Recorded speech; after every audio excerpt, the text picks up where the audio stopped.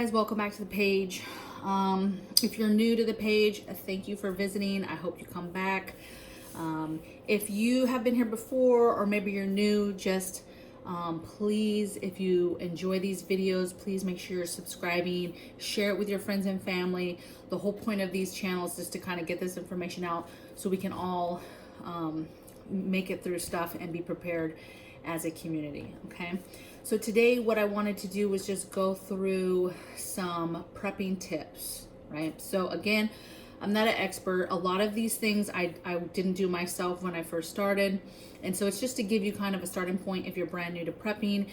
Also, if you've been prepping for a while, who knows, maybe there'll be something on this list that will jump out at you and you'll be like, oh, I need to get going on that. Okay, so hopefully I can help you all out. If there's something that you want to let me know, give me some tips, things that you're doing for your home, please put them in the comment box so that I can get smart too. Okay, all right, so let's get started. So these are not in any kind of order. Okay, I did write them down and not in any kind of order. So if you're brand new to prepping, my first tip for you is to work on water and food, and in that order. Okay, so just work on getting 30 days worth of food in your home at all times, and you're going to start with your water. So make sure water is more important than food, and oftentimes it's forgotten because, you know, we're dependent on water sources and the water coming out of the tap, and we take it for granted, and sometimes we're not prepared by having water in your home. Okay, so that's water outside of what you're getting from the tap. So don't be thinking, oh, we have water coming in, we'll be fine, we don't need water. No, you need another source of water. Okay, so 30 days of water and food.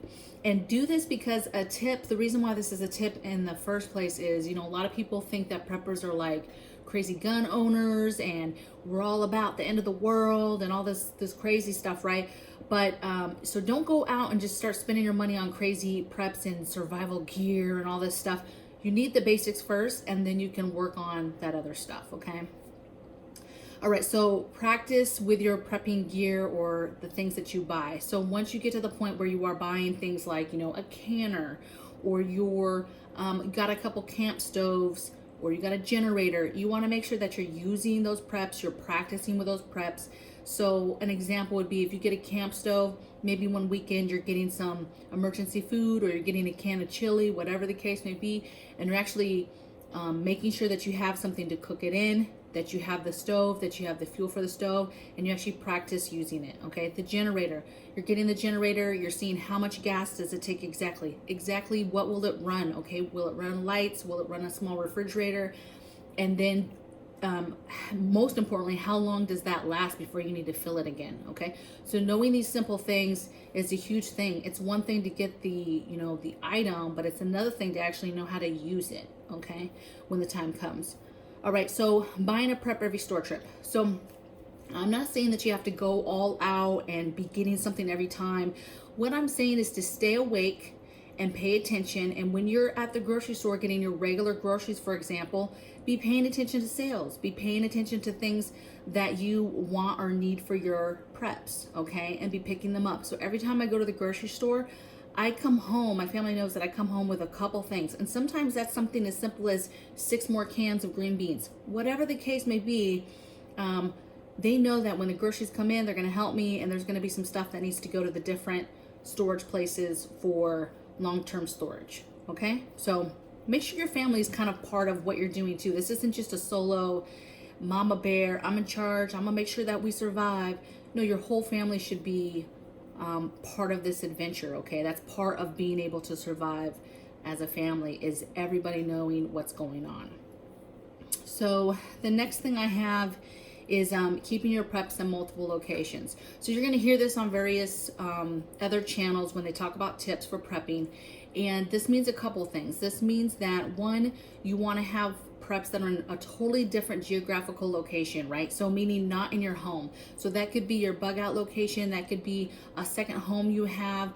If you don't own a home or you don't have another location like that, it could just be as simple as, hey, at grandma's house, you know, she's got this little back storage room and I actually have preps there as well. Okay, it also means within your home, you want to have preps at different locations of your home in case something happens. Let's say a tree falls down and it falls on the one place that you have all your preps, and now they're all destroyed, and they're all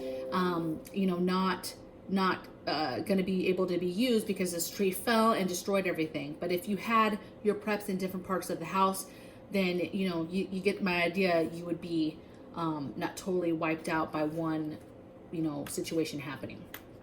All right, hardening your home. So again, don't be a soft target. You need to harden your home, meaning you need to make it difficult to have somebody be able to break into your home and take from you. Okay, so I'm going to be doing some videos in the future about hardening your home, but just having a basic security system, right?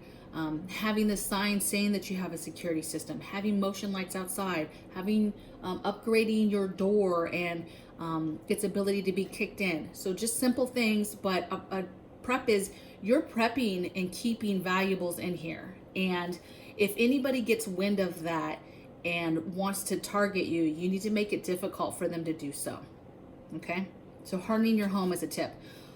Here's another one. Write and practice your family emergency preparedness plans. So not only do you want to physically write down what the plan is, but then you want to go over that with the family. So for example, hey, if the lights go out and your children are at home by themselves, what is the plan? What are they to do? What is their immediate actions?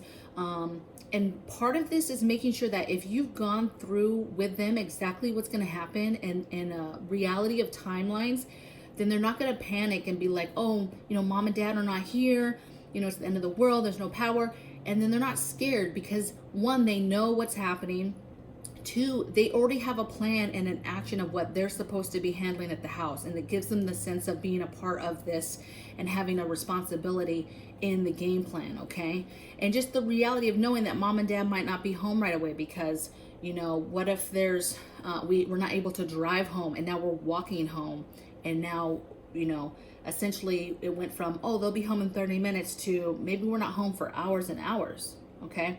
So help prepare your family because that will help with, the craziness of what's happening and keeping them calm while you're not maybe there with them.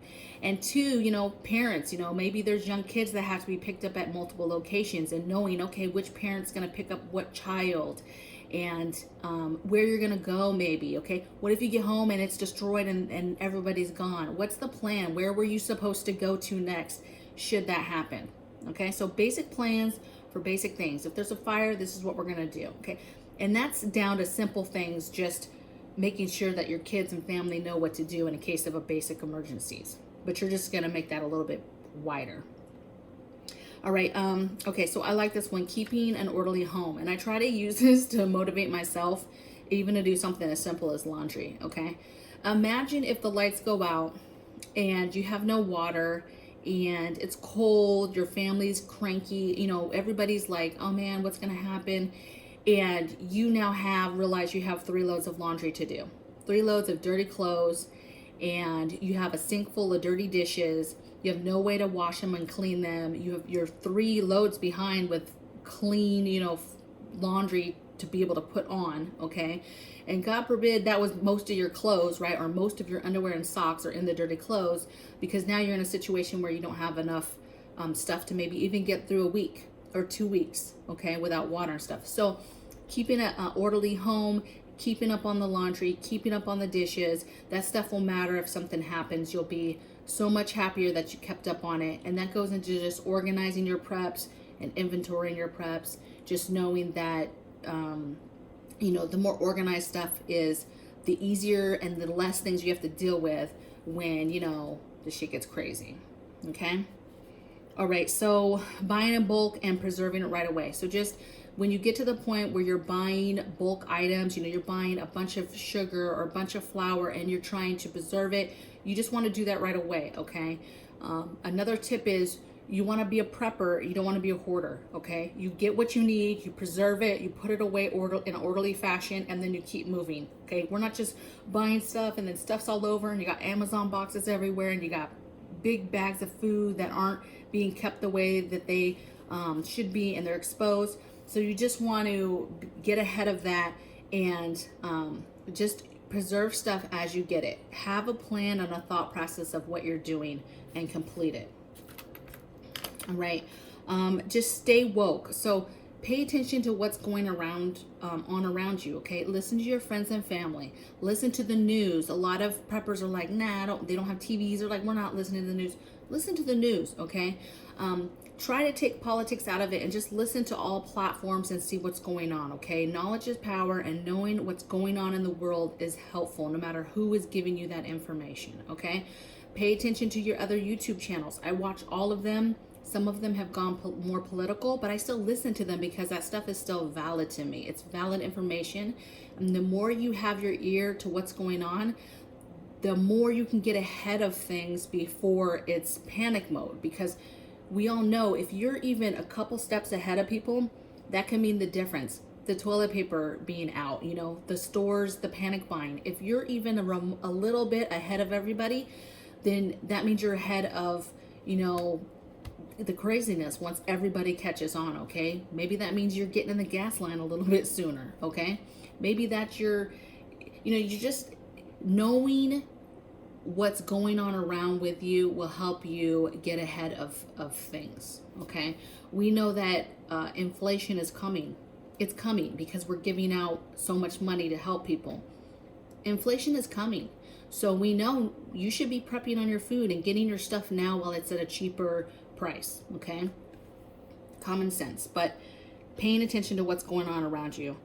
Okay, keeping physical how-to-dos. Okay, so like how-to books, manuals on skills and how to do things, printing out recipes, having maps, printing out your contact list from your phone. So just having that information in a physical form, in case you don't have the internet and you're not able to pull this stuff. Okay, so having stuff in a physical form is super important.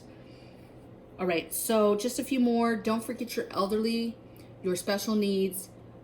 That includes kids, that includes any kind of extra medical stuff that you have. Maybe somebody in your home has a CPAP machine, and your pets. So don't forget all the extra people and things in your life that make your family unique, and making sure that you're preparing for those folks too. Okay, and then this is another one you're going to hear a lot on other channels is, don't go buying stuff just because it's on sale. Only buy stuff that your family eats. Okay, if your family doesn't eat something, don't get all that because it was on sale. That's great that it was on sale, but it really doesn't matter at the end of the day if your family's not going to eat it. Okay, so only prep the stuff that your family will eat. Okay, and then the last is just, with my motto of stay woke, stay safe, and stay together. Find your community, right? Find those that are like-minded like you through YouTube channels, through your community, knowing your neighbors, and start figuring out if you're not already part of a prepping community, so that you, because we're in this together, okay? If you start hearing of like, Prepper Nurse 1 is starting a whole underground railroad thing. So I'm going to be emailing him and letting him know, hey, I want to be part of that.